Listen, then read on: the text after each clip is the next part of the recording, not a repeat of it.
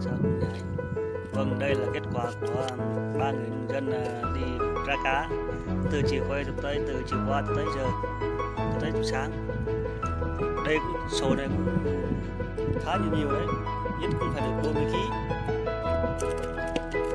Đấy, cá nhảy từ sáng sớm rồi đi bắt cá như thế này khá tốt. Đây này mấy anh, mấy chài của anh đây.